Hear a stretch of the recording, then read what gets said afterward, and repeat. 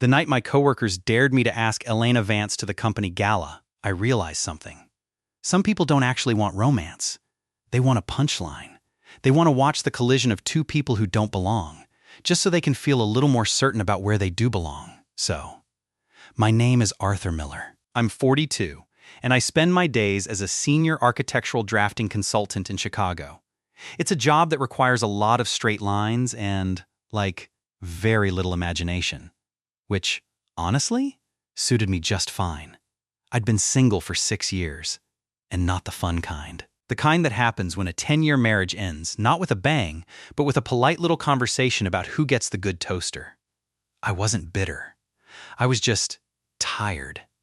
My sister, Sarah, had spent the last 3 years weaponizing guilt with, Olympic-level precision.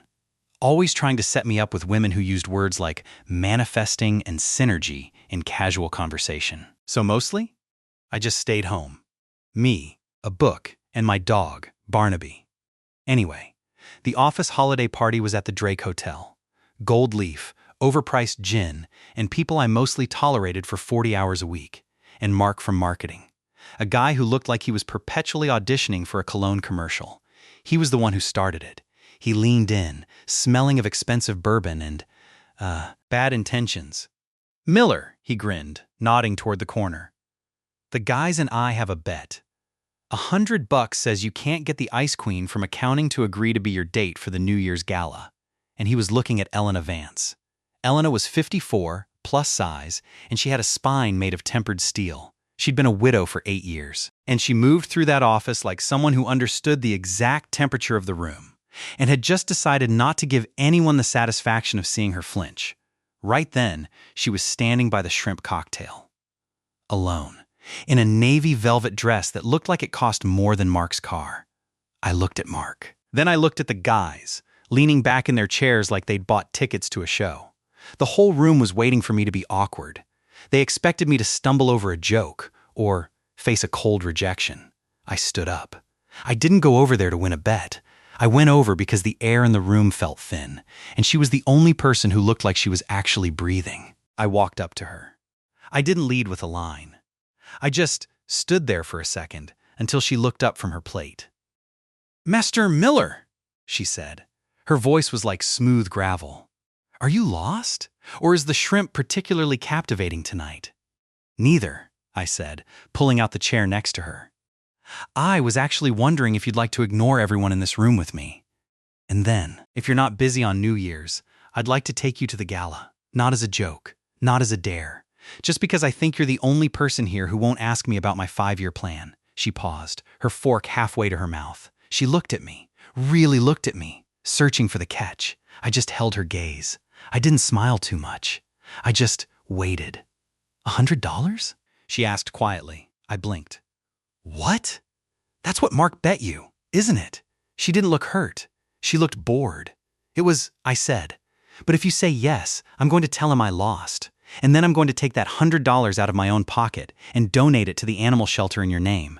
Because frankly, Elena, you're worth a lot more than a century note." For the first time in the 3 years I'd known her, Elena Vance smiled. It wasn't a big smile, but it changed the room. "Pick me up at 8, Arthur. And I expect a receipt for that donation." The drive home from the Drake was quiet, but it wasn't the kind of silence that needs to be filled with nervous chatter about the weather or the traffic on Michigan Avenue. It was a heavy, comfortable silence, like a thick wool blanket. I dropped Elena off at her brownstone in Lincoln Park, a place that looked exactly like her, sturdy, classic, and slightly imposing from the outside. "Good night, Arthur," she said, her hand on the door handle. "Don't forget the receipt." "I won't," I promised. The next 3 weeks were a slow accumulation of small things. It started with the coffee. Our office had a break room that felt like a surgical suite, all white laminate and fluorescent hum. The coffee was famously terrible, tasted like burnt tires and corporate regret, so I had a small French press at my desk. A little rebellion I'd kept up for years. The Monday after the party, I walked into the accounting department. It's the part of the office people usually avoid, unless they've messed up their expense reports. And Elena was there, surrounded by 3 monitors displaying spreadsheets that looked like a digital version of a migraine. I set a chipped blue ceramic mug on her desk. It was filled with actual coffee. She didn't look up for 10 seconds. Then she took a sip. Costa Rican? Guatemalan, I corrected. I find the acidity handles the Monday morning gloom better. You brought your own mug, she noted, tracing the chip on the rim.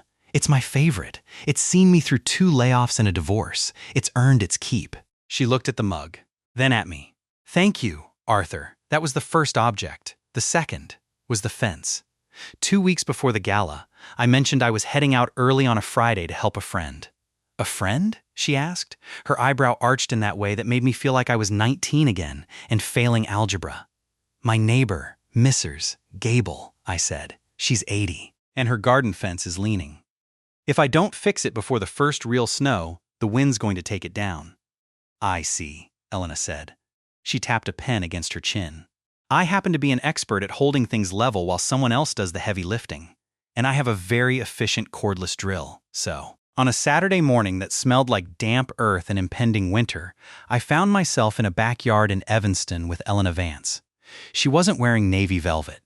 She was wearing a pair of old denim coveralls and a heavy knit sweater that made her look softer, more approachable. We worked for 4 hours. There's a specific kind of intimacy that comes from manual labor. We didn't talk about our feelings. We talked about the structural integrity of cedar versus pine. We talked about the way the light in Chicago turns a specific shade of bruised purple, just before a storm. My husband, Thomas, used to love the rain, she said suddenly, holding a fence post steady as I drove the screw in. It was the first time she'd mentioned him. He said it was the only time the city felt like it was washing its hands of all the noise. He sounds like a man who appreciated the quiet, I said. He was, she whispered, and her hand stayed on the post a second longer than necessary after I finished. I noticed her gloves were worn at the fingertips. She didn't have anyone to buy her new ones. We ended the day in Mrs. Gable's kitchen, drinking tea from mismatched cups. Mrs. Gable looked at us, 2 middle-aged people with dirt on our faces and sore backs, and she smiled. You two look like you've been doing this for 20 years, she said. Elena didn't blush. She didn't look away. She just looked at me and said, It's the coffee, Mrs. Gable. Arthur provides excellent fuel. By the time the New Year's gala arrived, the whole office was buzzing. Mark and his cronies were still convinced I was playing some long game. They thought the fence story was a fabrication, a bit of elaborate theater. I stopped caring what they thought. I was too busy thinking about the way Elena laughed when she finally got a screw in straight. A short, sharp sound that felt like a secret gift. The gala itself was a blur of black ties and forced merriment. We were sitting at a table near the back. I had my hand on the back of her chair, not touching her, just being there. You're remarkably good at this, Arthur, she said, sipping her champagne. At what? Drinking overpriced bubbles? At being a gentleman, she said. In a room full of boys trying to be men, you're just yourself. It's disarming. I was about to answer when it happened, though I didn't know it yet. A waiter approached our table with a silver tray, and on it was a single envelope, thick and cream-colored. For Mr. Miller, the waiter said. I opened it. Elena watched me, her expression shifting back to that guarded, armored look. Inside was a letter, but it wasn't a joke from Mark. It was a handwritten note on stationery I recognized. It was Thomas Vance's stationery. Arthur, the letter began. If you are reading this, it means you finally stopped being polite and started being brave. My wife thinks she is a fortress, but she is actually a lighthouse. She needs someone who isn't afraid of the dark. I left this with our lawyer to be delivered to whoever took her to her first gala after I was gone. I don't know you, but I know she wouldn't be sitting there if you weren't a man of your word. Take care of her. She's terrible at asking for help, but she's very good at giving it. My heart hammered against my ribs. I looked at Elena. She saw the handwriting and went pale. What is that? She whispered. I couldn't lie to her. I handed her the letter. As she read it, her eyes filled with tears, not the delicate kind you see in movies. Heavy, silent tears that tracked through her makeup. She didn't sob. She just sat there, reading her dead husband's blessing to another man. He knew, she whispered. He knew I'd try to disappear. But then, the fracture came. A shadow fell over the table. It was Mark. He'd been watching us, and he saw the tears, and he misunderstood them. Whoa, Miller, Mark laughed, leaning in. Did you tell her the bet was only for $100? Don't take it so hard, Elena. He's just a really good actor. The silence that followed was deafening. I felt the air leave the room.